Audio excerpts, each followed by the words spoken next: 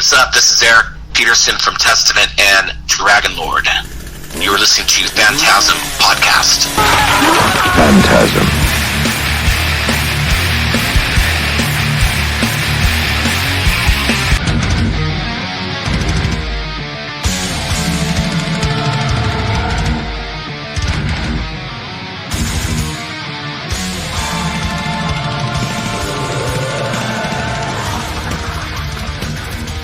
Gorechrist FANTASM Podcast. We have the honor of speaking with the one, the only, Eric Peterson of Testament and Dragonlord. How you doing, man?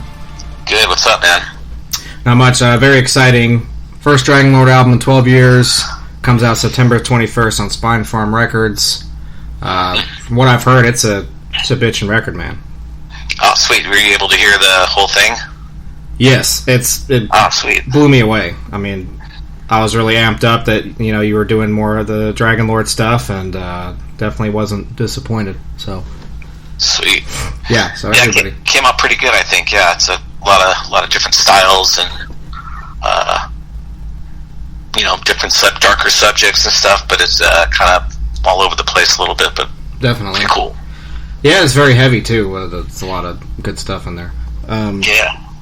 Now, before we get into that, I talked to Alex last weekend and Chuck before that, and got their opinions wrapping up the Slayer tour. What are your final thoughts on the wrap up of that?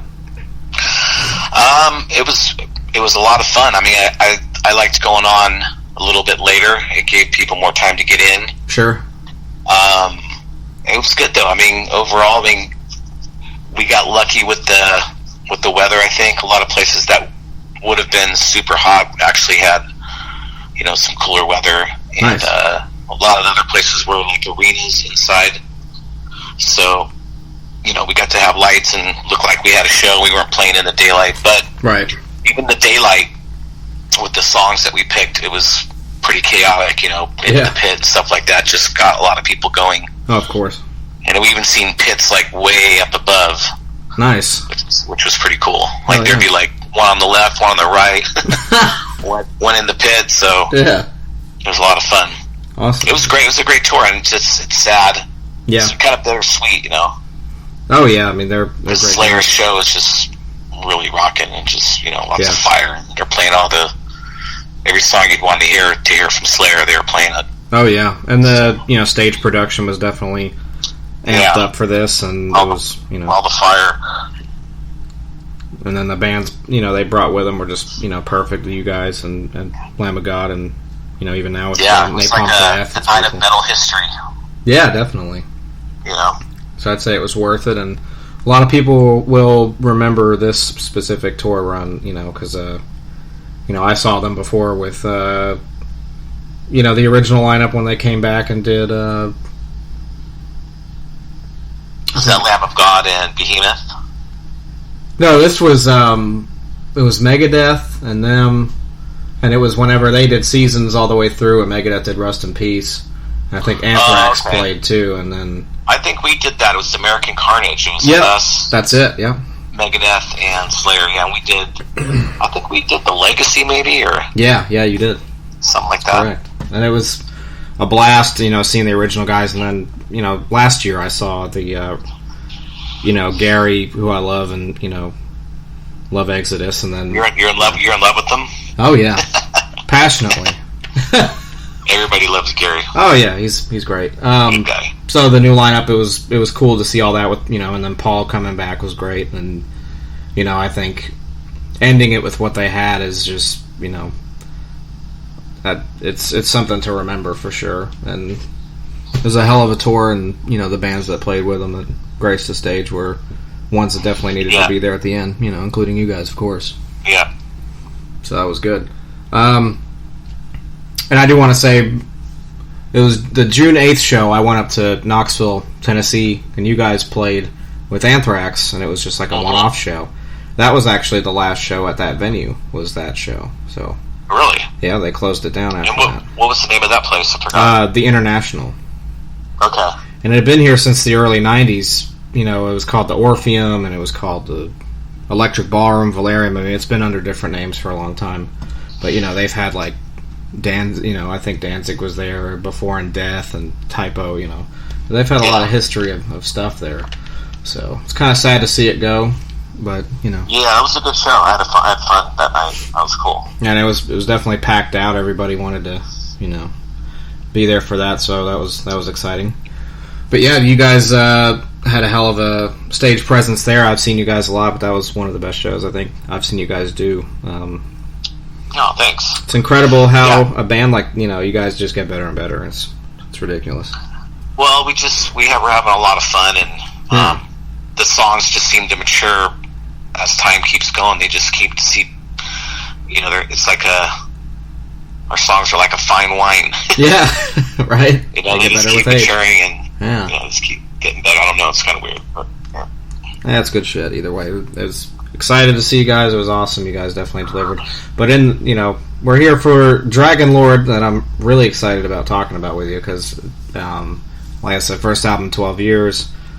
Always loved the Dragonlord stuff that you did. So it's nice to see it coming back and finally getting out. It took 4 years in between testing. It was like a normal record. Yeah. It's just when I had time to actually work on it. Yeah. There was always something going on. In the beginning, it kind of everything got thrown off because the original drummer kind of disappeared in action, and we were kind of waiting around and didn't know what was going on. And by the time we kind of got everything rolling, it really wasn't rolling. And then I had to work on the Dark Horse record, and then I worked, and then I was introduced to Alex Bent, a new drummer. Yeah. And that was like kind of a weird decision, because I didn't want to do it without John, but at that point it was just like I just missed a couple of time frames when I could actually record, so I was like, man, I gotta make a decision. So when I met Alex and jammed with him, I knew okay, this is kind of meant to be, this is gonna happen.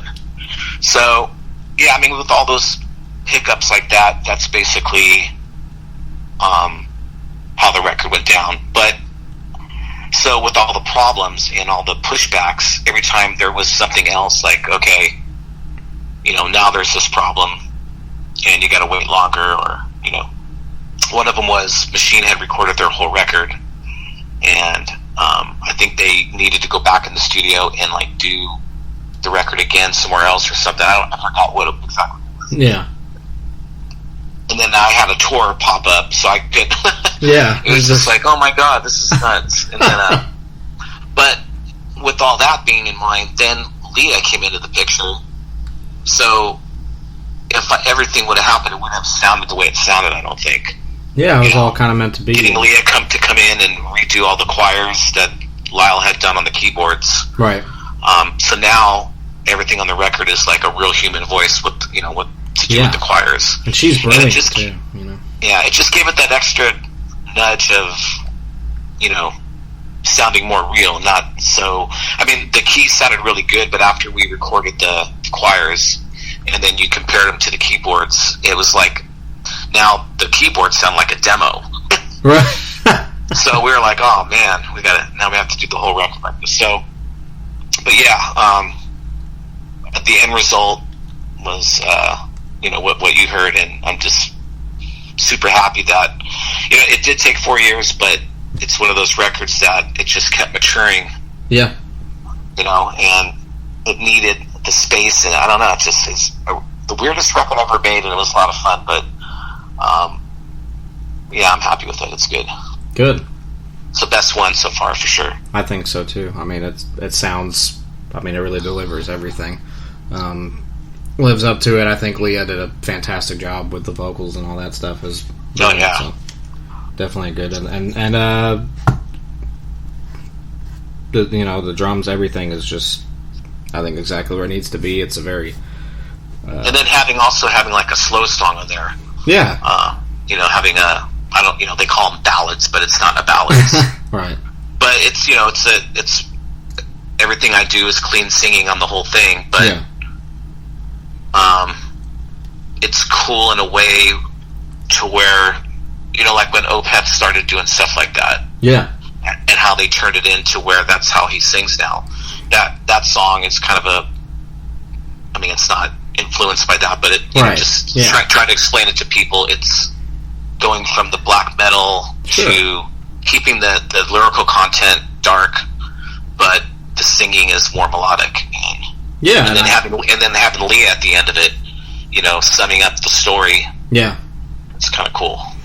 Oh yeah, I love the progression of it. A lot of people, of course, when Opeth did what they did and all that, they were like, "Oh, when are they going to do another death metal record?" It's like, well, they're not. I mean, he does Bloodbath once in a blue moon, and you can hear that, but they progress. They're just doing their thing, and being musicians. I miss some of it though, like the Blackwater Park stuff. Oh, it's amazing. I like how I forgot what song it is, but it starts off super death, and it just goes into this whole clean thing, and that was kind of inspiring to hear. That was pretty cool. Yeah, they're a beautiful band for sure.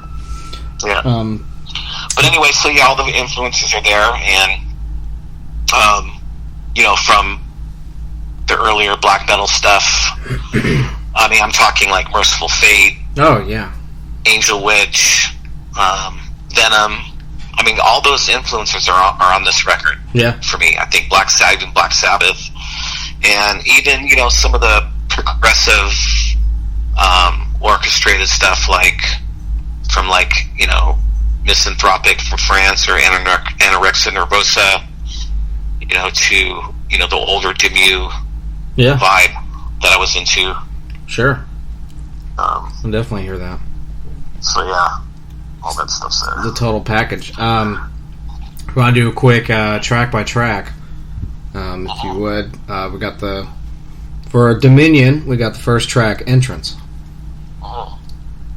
The entrance is it starts with the gates creaking open, and it's just the sounds of it. It sounds like you're in a desolated wasteland. Yeah.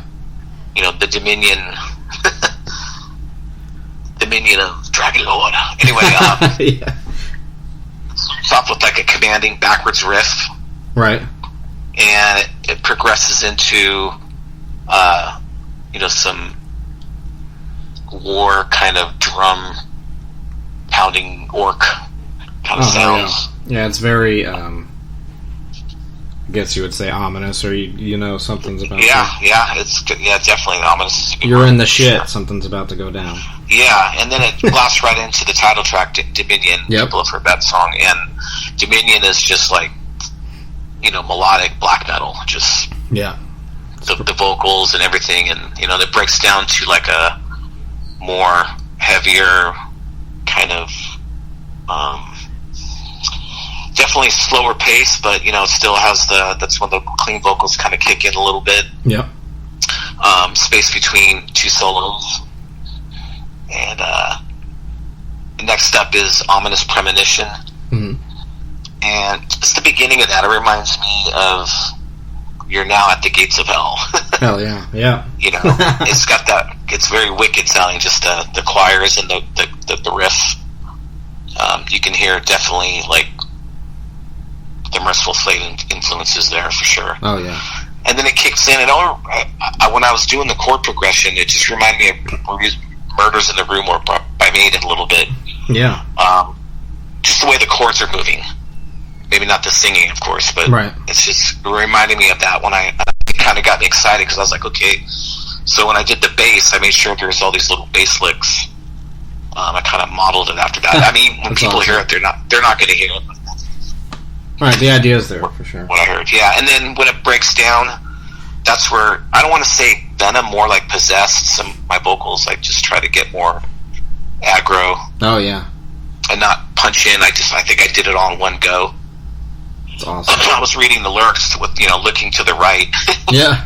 Because I just wrote it, and then because I was just wanted to show Juan what I was going to do. Right. And then when we came back the next day, we didn't even listen to it. And I started doing it again, and he's like, "I don't know, yesterday was pretty good." I'm like, "Let's see what I did, and I can mimic that."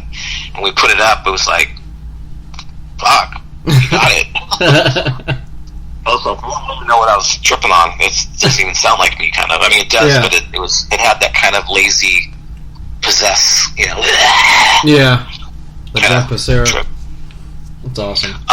The next one is really influenced by this band called Misanthropic from France. Yeah. Okay. It's a song that Lyle came up with, started the riff. I joined it and made it a little bit more, it's more of a hard rock, kind of upbeat song. Yeah. It's still dark though. And the character that we talk about is called Lamia. Mm-hmm. It's a Greek mythology, man-eating goddess kind of thing. That's Character. brutal. Yeah. And it just kind of talks about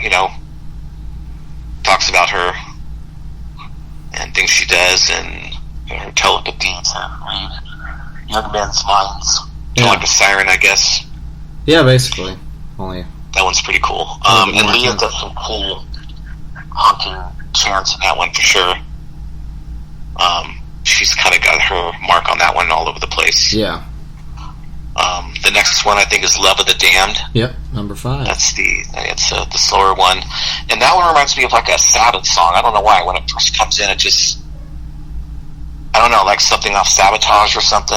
Yeah, a little rockin'. Yeah. Yeah, it's weird. It's that one is kind of a story about Dante's Inferno, about Beatrice. Love it. How she gets taken to the underworld. Yeah. Captured by the Prince of Darkness, but in this story she stays in hell and falls in love with the devil. That's bitchin'.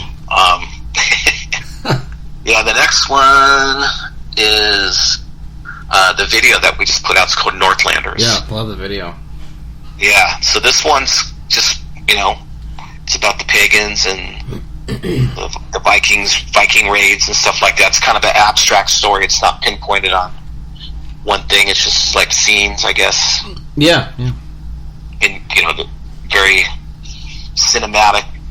I mean, obviously the video I couldn't do with the lyrics. Yeah, right. That'd be like Game of Thrones or something crazy. High production. Yeah, but just kept it real and just kind of had all the instruments and the singing just tell the story, I guess. Yeah, shred away kept and it simple. Yeah. The next one is The Discord of Melkor. Yep, number 7. That one is about the genesis of the first age of Lord of the Rings. Awesome. It has to do with Eowa and the Ainur. Yeah. And the Valinor were the elves. The Ainur were like the angels that created a symphony in the void. Eowa was like the god in the void. That's awesome. And Melkor was one of the head angels, kind of like the genesis of the Bible. Yeah. Lucifer was the head angel, and when he went to Earth, he became Satan. And yeah. This story, Melkor goes down to Middle Earth and becomes Morgoth. Huh. And anybody that is a Lord of the Rings fan will know what I'm talking about. But it's kind of based on that, and the song was perfect for it because the middle part reminded me of the whole, reading the book, the Silmarillion, the way they describe the orchestra being made by the Ainur to create life in the void. There's a middle part in the song where there's like an orchestrated part. Yeah. It kind of reminded me of that a little bit. It's amazing. And then the last track is Serpents of Fire. That's probably one of my favorite ones. I don't know why. I think I put it last because it's like 7 minutes long. Yeah, it's long. It's super long. It's got like 3 songs in one. Yeah. I don't know. Just the vocal pattern's cool to me. I like it. That's pretty wicked. Oh yeah, it's and it's basically about just dragons. And there's more to the story than that, but it's kind of abstract of just wickedness in the world. Yeah, I guess. It's great. Yeah. But yeah, I was really excited when I got the record, and it's didn't disappoint. Sounds amazing. I can't wait for everyone else listening to hear it. Comes out September 21st on Spinefarm Records. First album from Dragonlord in 12 years, so it's definitely worth the wait. Dominion. It's a ripping ass record. I really enjoyed every bit of it, and it's epic. Right on. Yeah, it's a long time. In 2006, that was our last show we did was in Japan. Oh wow! And it kind of fell apart. The band. I wasn't I wanted it to be more of a side project kind of fun thing, and it started getting kind of dramatic with the members. And yeah, that happens, and it just, we didn't have time to like tour the world. We had like short little things, and now it's funner. It's more of back to the project kind of thing, and I'd definitely like to do some shows, but not not wear it out, I guess. Yeah, not wear it out, and just keep it underground kind of still, and not, That's good. I mean, we'll see what happens. It's a good record, so. Yeah, and something like that, you can definitely see how good of a show it would be as far as the direction, like, stage production, not really like anything crazy, but you can definitely have fun with it, and if you had the time. Oh, yeah. And, put on a couple of killer shows, like maybe a couple of festival appearances or something crazy, just, would definitely be worth it, and, hearing that album live would just be great. Yeah, I mean, that's, when I think about it, I get kind of anxiety attacks, just like going through the motions of getting there again, opening the wounds, and, but when I listen to it and I get excited about it, that's when I'm like, yeah. But it's when I'm not, and then people ask me about, are you going to do gigs? I'm like, oh my God, I don't know if I can do that. Just makes you want to puke, I just have to put the record on and have a couple beers, and then I'll be like, yeah, let's do it. Maybe a little more than a couple, it depends on the... Yeah. Drink a 6-pack. Yeah. Or a 12, I'm not judging you, it's fine. Whatever gets the anxiety away, But yeah, either way, this record's amazing. It was well worth the wait. It's got so much longevity, and I don't think I'm going to get tired of it, or anybody else would. So even if you weren't playing shows, it's something you can keep popping in and it's got a lot of nook and crannies, because I wrote it. I haven't listened to it for a while, and I finally listened to it again, and I heard it in a whole different light. I was like, whoa, I don't remember doing that part, or wait, what's that part? When I know that, after mixing it for all those hours and putting in and arguing with Juan about, making sure everything was heard. And that's the one thing about this record, is there's so many different things going on, but everything's there. There's nothing that, there's nothing that got swept under the rug, or it's good, or got taken in place because, this part fits there and you can't hear everything. And that was the case at one point. And that's one of the reasons why it took so long, is we need to figure out how, the way I hear it in my head, I hear everything. Yeah. And if I hear it in my head, there's got to be a way to hear it on the speakers. Right. And, we did it. Yeah, well, congratulations. It's a hell of a record, and it was, like I said, well worth the wait, and I'm excited for you that it's coming out and everyone else hearing it, and sweet. It's fucking awesome. The other segment we do, I didn't go over this with Alex, but I did with Chuck, and he told me that you were the horror fan of the group. Mm-hmm. So, true. We're big on horror here at Phantasm, hence the name and everything. So, what really got you into horror movies? Not really like your first one that you saw, but the one where you were like, this is the one that scared the shit out of me and made me not want to sleep in my room or turn my light on at night. Yeah. Look under my bed and all that good stuff. Was with Karen Black, and it was called The Trilogy of Terror. Yeah. And there's this doll she brings home. It's a little like voodoo doll. That fucker scared the shit out of me. Little fuck. They're actually putting that out on a Blu-ray finally. Oh my God. I mean, it's probably corny now, but that thing... I mean, even my cousins, when I'd go see at my grandparents, they're older, and they said, like, go... they'd get a knife, and oh my God. A little spear. If that wasn't enough, I had to go see The Exorcist, and I didn't even know what the devil was at that point, or, I didn't even know what Satan meant, like, you know what I mean? Yeah, that was the first one I was like in 6th grade or something, and I was too young to see that. Yeah. And that just freaked me out, and it probably molded me into wanting, listening to Iron Maiden and Black Sabbath and all that stuff, I don't know. Right. It made me get into heavy metal when I was older. Oh, yeah, it kind of goes hand in hand. No, I mean, after that, The Exorcist is a movie that's still kind of, now I watch it and I'm just like, it's amazing.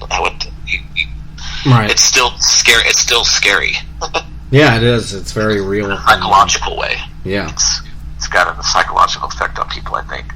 And a lot of shit happened during the filming of it that's notorious with it, and it's just kind of got that vibe to it where it's like, it seems real because, I mean, I don't know, some of it they captured. It seems real. Parts of it that were kind of real, you know. I mean, so many movies, they've tried to do movies like that ever since, and failed, you know, or just never captured that spirit or that essence of that, you know. Plus, there wasn't really anything like that done before, and whenever they did it, I mean, they just did it right the first time. There's some other movies that they've made lately that have kind of freaked me out a little bit. There's one called The Conjuring with this nun. Oh, I love those movies. Those and with the painting, and then it's got the shadow of the body, and it moves. You can tell, you don't know at first what it's going to do. Yeah, but it goes to wall to wall, and it finally starts walking into the painting, and you know the body's going to stop on the painting. Yeah.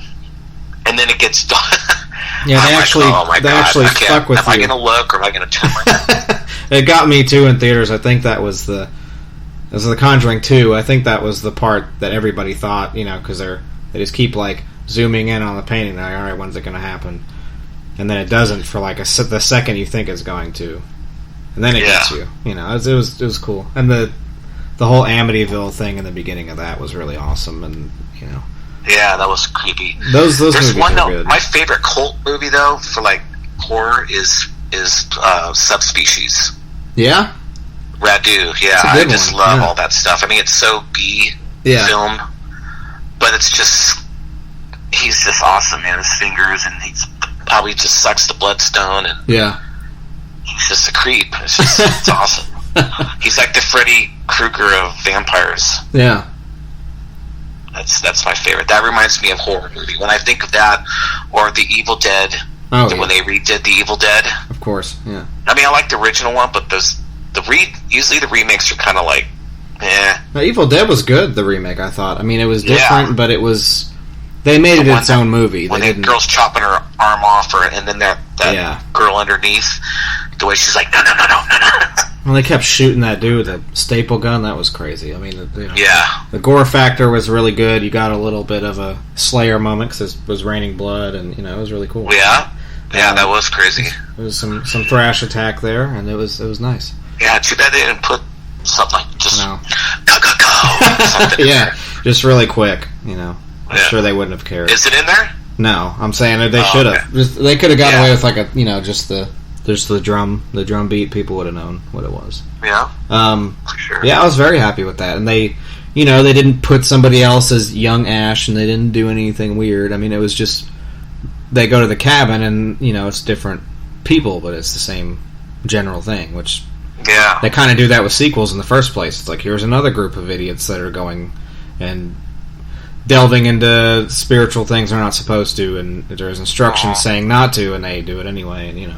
They can sequel that, so technically, I didn't really see it as like a remake. It was just kind of another Evil Dead almost, you know. Yeah. And I mean, I think did they market it as...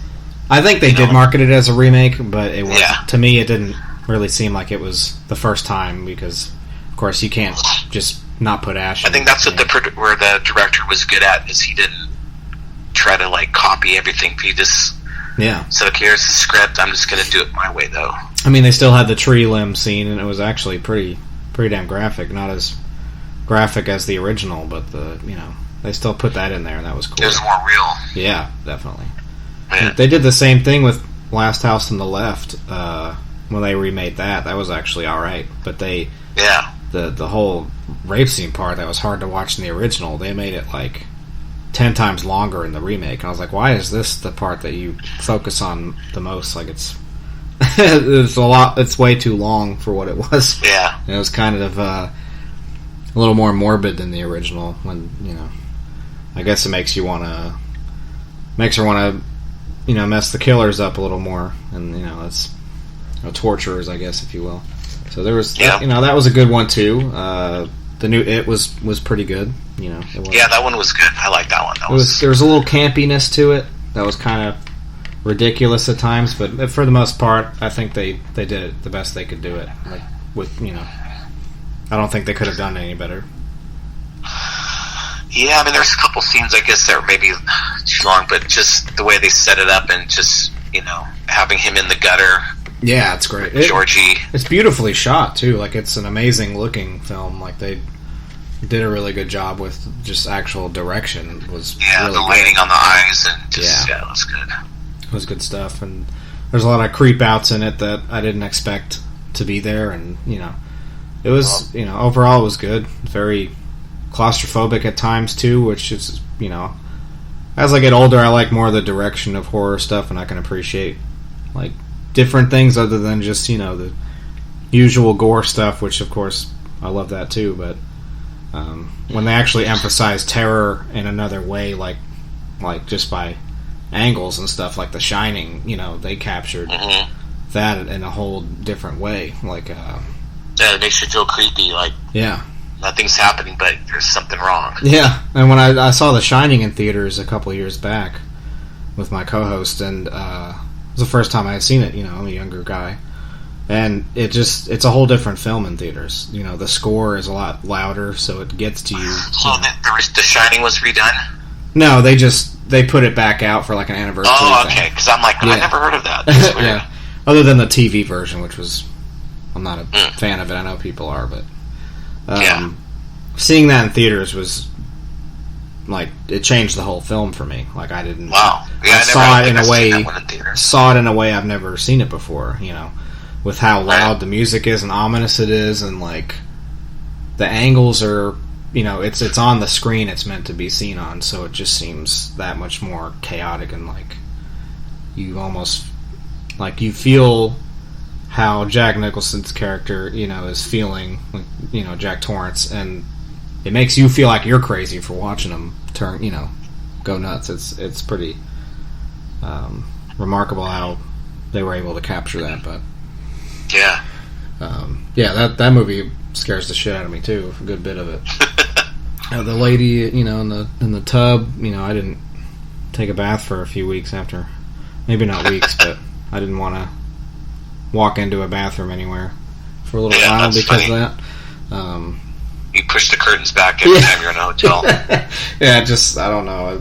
It scared the shit out of me because I started watching horror movies when I was a little bit too young. Yeah, me too. Exorcist was the first. I didn't sleep in my bed for a good week. Pissed my pants like Reagan did. Just walked out, and it was it was pretty good. And I was like, well, I'm not turning back. Die up there. Yeah, it's like I'm a fan now. So, what are some of your favorites? Are you a Carpenter fan and all that good stuff? Yeah, I mean the earlier stuff for sure. Oh yeah. I don't really know who did, like the European stuff, like Radu. I just, I know him more by names of the movies, but I don't know. Would you consider? I guess he's more thriller. Roman Polanski. That's not gore. That's not horror movie stuff. But he's got some stuff that's kind of demented. Like but that's more suspense thriller. Yeah, I guess that's more of a thriller kind of stuff. One of his first movies was The Vampire Sucking Freaks or something. Yeah, that was that's not really. I guess that's not up your guys' alley, but well, it's a crossover, I guess. That's Rosemary's Baby. I mean, right? Yeah. I mean, that's a classic. Yeah, that's Polanski. And again, it's more. That movie's more of like like a thriller for the most part, but I mean, it's definitely a metal film. I mean, the woman gets fucked by the devil and has a child. It's awesome. It's a classic story. But that movie's great. I would put that into top tier horror. Underneath the old school stuff like the Universal stuff and Vincent Price, and Hammer stuff. All that.